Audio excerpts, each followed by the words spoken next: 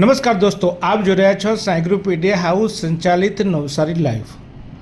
તમારા ઘરે ફૂડની ડિલિવરી કરતા ઝોમેટોના ડિલિવરી બોયો અત્યારે હડતાલ પર છે। હા, ઝોમેટોના જે કર્મીઓ છે તે લોકોને પૂરતું વળતર નથી મળતું તેવા આક્ષેપો સાથે તેઓ પોતાના કામથી અઘરા રહ્યા છે અને તેમની જે માગણીઓ છે એ માગણીઓ સંતોષાય તે માટે ગઈકાલથી તેઓ વિવિધ પ્રકારે રજૂઆત કરી રહ્યા છે। ઝોમેટોના તેમની કંપનીમાં પણ તેઓએ રજૂઆત કરવા સાથે સાથે આજે નવસારી જિલ્લાના કલેક્ટરને આવેદનપત્ર આપીને પણ તેમણે પોતાની માગણીઓ વ્યક્ત કરી હતી।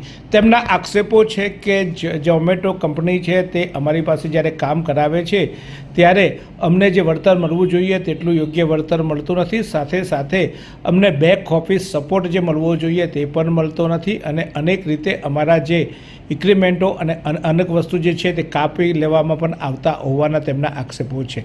ત્યારે આ આક્ષેપો સાથે આજે ઝોમેટોમાં કામ કરતા જે કર્મીઓ છે એ તમામ નવસારીની કલેક્ટર ઓફિસે પહોંચ્યા હતા અને આવેદનપત્ર આપી એ પૈકીના તેમના પ્રતિનિધિએ જે પ્રતિક્રિયા આપી છે તે અમે અહીંયા રજૂ કરીએ છીએ। મારું નામ કેયુર ચાવડા છે। હું ઝોમેટોમાં છેલ્લા 3-4 વર્ષથી કામ કરું છું। અત્યારે અમે અમારા પે આઉટના રિલેટેડ અમે લોકોએ હડતાલ સ્ટ્રાઇક કરી છે। અમારો મુદ્દો એવો છે કે અમને પે આઉટ જે મળે છે એ અમને પોસાય એવું નથી અત્યારે, એટલે અમે પે આઉટ વધારવા માટેની માંગ કરી છે। અમને ગ્રાઉન્ડ લેવલ પર કોઈ જાતનો સપોર્ટ નથી, એટલે અમે ગ્રાઉન્ડ લેવલ પર અમને જો ઝોમેટો 18 કલાક ચાલુ હોય તો 18 કલાક અમને ગ્રાઉન્ડ લેવલ પર સપોર્ટ મળે એના માટેની અમે અમારી અરજી મૂકી છે। અને અમારે જે પે આઉટ છે એ જે કટ થાય છે એના માટે અમે અરજી મૂકેલી છે। અને પછી આપણે લોંગ ડિસ્ટન્સના જે પિકઅપ મળે છે એના પર અમને પૂરતું વળતર મળતું નથી અને અમને જે ડેઈલીની ઇન્સેન્ટિવ જે અધર સિટીમાં મળે છે, ઝોમેટો આપે છે એ જ ઇન્સેન્ટિવ અમે અમારી સિટીમાં માંગીએ છીએ, છતાં પણ અમને મળતું નથી। અમારા ટીએલનો અમને કોઈ જાતનો સપોર્ટ નથી, એટલા માટે અમે આજે કલેક્ટર ઓફિસમાં અમારા મુદ્દા લખી અને આવેદન આપવા માટે આવ્યા છે। અને નવસારીમાં પરિજનોને જે અમારા થકી તકલીફ થઈ રહી છે ડિલિવરીમાં, એના માટે અમે માફી માગીએ છીએ બધા, અને અમે એવું ચાહીએ છીએ કે તમારા તરફથી પણ અમને થોડો ઘણો સપોર્ટ મળે જેથી અમારું આ સંઘર્ષ આગળ જઈ શકે ને અમે જસ્ટિસ મળી શકે।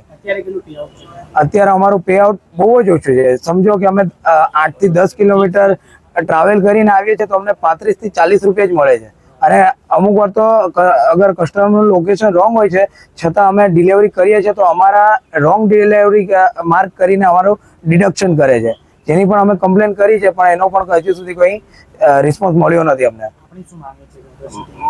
જે અધર સિટીમાં ઇન્સેન્ટિવ છે અમને ઇન્સેન્ટિવ જોઈએ છે અને હાલની તકમાં જે રીતના મોંઘવારી વધી રહી છે એ રીતના અમે અમારું પિકઅપના જે પે આઉટ છે વળતર કે અમને 10 રૂપિયા કિલોમીટર પ્રમાણે અમને મળે એવી અમારી ઈચ્છા છે। હવે એ અમે વ્યક્ત કરી છે, અમે લખાણ આપ્યું છે, કેમ કે અમને 5-5 કિલોમીટરનું પિકઅપ મળે તો અમે ડિલિવરી કરવા માટે ના નથી પડતા, પણ જે અમને પિકઅપ અને ડ્રોપનો જે કિલોમીટર છે એ પ્રમાણે 10 રૂપિયા કિલોમીટર પ્રમાણે અમને અમારું વળતર મળવું જોઈએ। અમારી આ જ માંગ છે।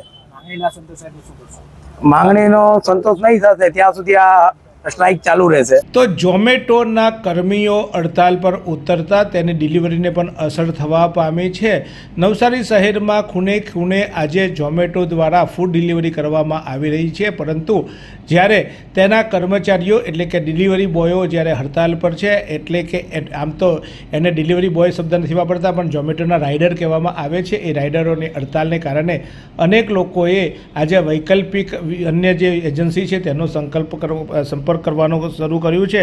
સ્વિગી અને અન્ય જે ફૂડ ડિલિવરી એપ છે તેના સહારે આજે લોકો આ પ્રકારે ડાયવર્ટ થયા છે। ત્યારે ઝોમેટોને આ બાળકો એટલે કે આ ડિલિવરી બોયની હડતાલને લઈને તેમના વેપાર ધંધાને પણ અસર થઈ છે। ત્યારે કલેક્ટરને પણ આ મામલે દરમિયાનગીરી કરવા માટે તેમના પ્રતિનિધિઓએ આજે મળી રજૂઆત કરી હતી। आइसक्रीम हमारे यहाँ रोज चाहिए और वो भी रिफ्रेश के आइसक्रीम मिक्स। 5 से ज्यादा वैरायटीज। सर्च करो, क्लिक करो, लाइफ को रिफ्रेश करो।